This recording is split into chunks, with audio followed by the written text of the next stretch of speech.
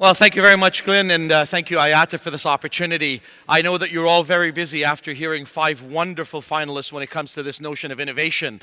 I was asked to speak about this idea of innovation. How do we further this? And I have to say, it almost feels like a moot point when you have 46 entrants into this and 5 finalists, which is really fantastic to see. But what my focus is going to be on the mindset of innovation, how we can do a little bit more. How can we see further and further innovation get into the air cargo industry? What is it that we need to do about it? Now, before I do that, I want to identify or at least maybe explain what we call innovation in a few words. The first of which, it's an idea or an invention of a good or service that actually benefits the customer or that end user. It doesn't have to be an invention, and very often it's not. We saw some fantastic ideas early on which very much were inventions or ideas, but sometimes it's about bettering what we already have. It's the notion of creating something that's replicable at an economic cost, something that can get out there and be done over and over again. It's also about the deliberate application of information and, more importantly, imagination. And that's what we want to talk about here. And why can't we increase this a little bit further? What is it that we really need to do? And lastly, it's the notion of satisfying that customer's need further than what we're doing right now and to the expectations of not exceeding those. Now, innovation is all around us. And we know that there's so many examples. I'm going to share some with you. For those of you that wouldn't recognize this, you may not when you look at it. It may look like a lounge, a sitting area. This is an actual Puma sports store. And they realized that their customers were younger millennials, and they wanted to gather in groups. They wanted to have access to gaming and Xboxes while they're shopping. And they merged the two worlds together to create a unique idea when it comes to the shopping experience. This is a photo of an airport, as a matter of fact, where you can do your grocery shopping by scanning the codes, and by the time you get home, your groceries are delivered to you. Or the metros, the subways that are popping up, where you can do very much the same, taking technology that we already have today and applying it onto basic needs of customer experiences. We look at businesses such as Starbucks. This is just coffee. But for some reason, it's become a phenomenon, and it has been for decades now, where people line up for that experience. It's nothing new. We've been drinking coffee for a very, very long time. We've been going to coffee shops at corners for a long time, but that experience was turned around. From your very industry in aviation, when Virgin America signed up with Banana Republic to leave Christmas gifts for people in the airplane, that's what we refer to often as innovation. It's about taking ideas that are out there and reaching to the heart of the customer that you have, no matter what the industry is. Has anybody ever shopped at IKEA? Have you ever walked out of there with the one item you might have gone in for? Of course not, because they figured it out. If we can recreate the experience for you, if we can put up the living room and the bedroom and all of the accessories, you're going to pick up on that. They've recreated our living experiences. That, to me, is innovation. And the problem today is we don't innovate as much. And there's a very simple reason for that. Life has become all too easy. We no longer want that mind space that's available for us to be able to find the solutions that we should be looking for, to be able to go beyond the norms or beyond the boxes that are available to us. I want to share something with you that might help frame how we need to work on innovation through this video here. If you can get the volume, please. One of the most interesting phenomenons of human beings is our creativity, right? I mean, our ability to transform the world, our ability to imagine new possibilities, our ability to probe the perimeters of possibility, remix the present, to see into the adjacent possible, which Stephen Johnson refers to as a shadow future that hovers over the present state of things, a map of all the ways in which the present can reinvent itself. Creative states are finally starting to be understood. Editing literally goes dim. So there is a kind of scrambling of the self. There's a scrambling of like the superego that's trying to like correct everything you do and censor and filter what is otherwise collective subconscious, active imagination, so to speak. And I think that these artists, these athletes, when they go into the flow state, you know, I'm sure that they've had their 10,000 hours of practice in whatever their skill is, but then they go into that flow state. Perfection is not just about control, it's also about letting go. They shut down their lateral prefrontal cortex and they enter the realm of the numinous, the realm of the imaginal, the realm where the dream becomes real. You know, that space, that headspace of flow is the place where dreams are born.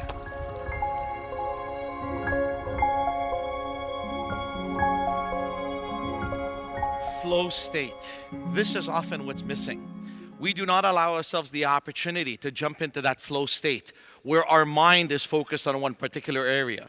Science continues to prove that when we reach that level of creative state, our frontal lobe starts to light up like a Christmas tree. Everything that's going on there.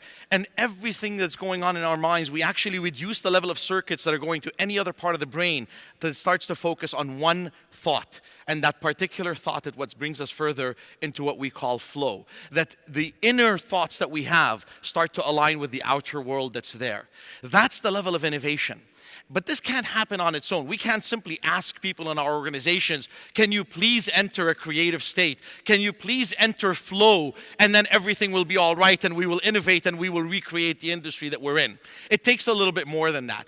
It takes this notion of transformational processes. It takes leaders that push us from transactional to transformational, from left brain thinking to right brain thinking. And I know that's sometimes a challenge. We've got scientists in the room, we've got mathematicians here, we've got engineers, we've got all sorts of professionals in there. And very often this idea of right brain and creativity is a very, very scary thought. In fact, for many of us, we don't even access that part of our brain because we grew up in households where we were told that when you grew up, you must become a doctor or an engineer. Those were the only two approved career paths. And if heaven forbid that a child came forward to their parent, and I know many of you will recognize this in the room, that if your child came forward and said, you know what I'd like to do in my future, I'd like to become a poet, or I'd like to become a sculptor or a painter. We simply wouldn't have that. But that's where that right brain thinking comes from. And as leaders, we have a responsibility to open that up further, to allow that right brain element, to allow that flow state to come in there. Now, I'm going to talk about 3 principles when it comes to creativity and opening up that flow state. First of which is attitude, and I'll talk about that further. The second is what we refer to as resilience. And last but not least is fear. And I'll explain certainly that last one a little bit more as we move across. Attitude. Zig Ziglar had once quipped that positive attitude cannot get you anything, but it can get you everything better than negative attitude can.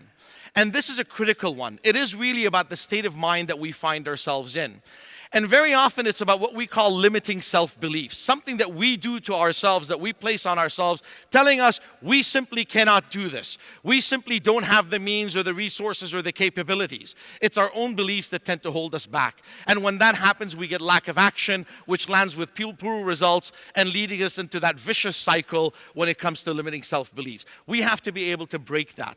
Mahatma Gandhi had once said, your beliefs become your thoughts become your words become your actions become your habits become your values, and your values become your destiny.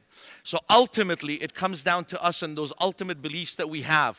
What do we feel that we can do, and do we have the right positive attitude to be able to achieve more and more? So it is really about developing a positive attitude. How do we do that?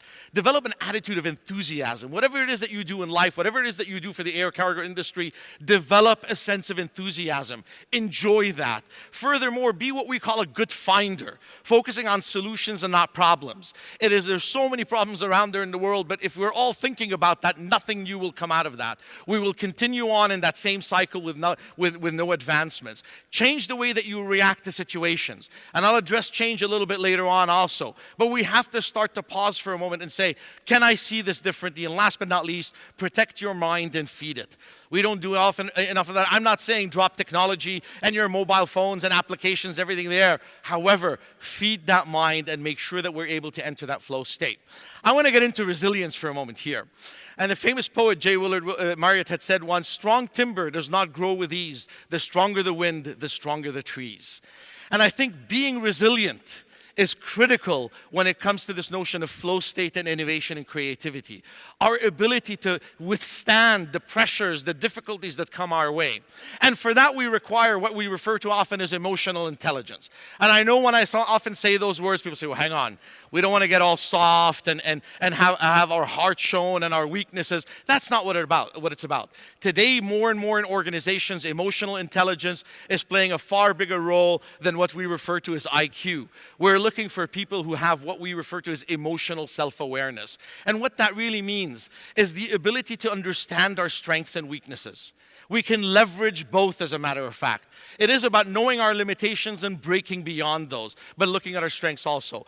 It's about a strong sense of identity and self-worth, knowing that every time we show up to work, we bring something valuable to the table. We bring know-how, we bring culture, we bring social elements that are in there that are so critical.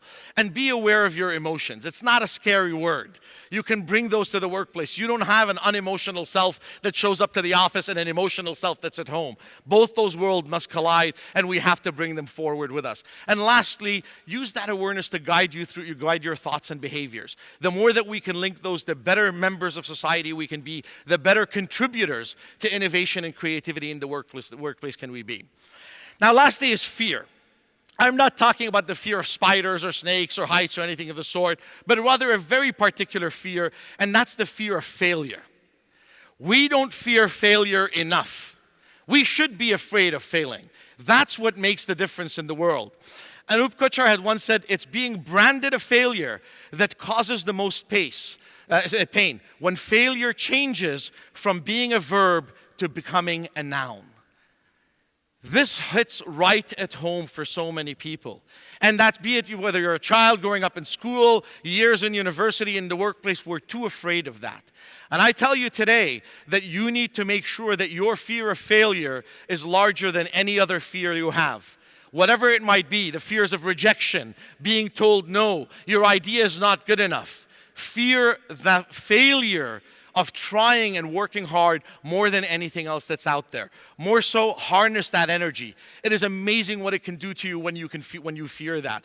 Beyond that, let it drive that success. Make sure that it becomes your utmost responsibility.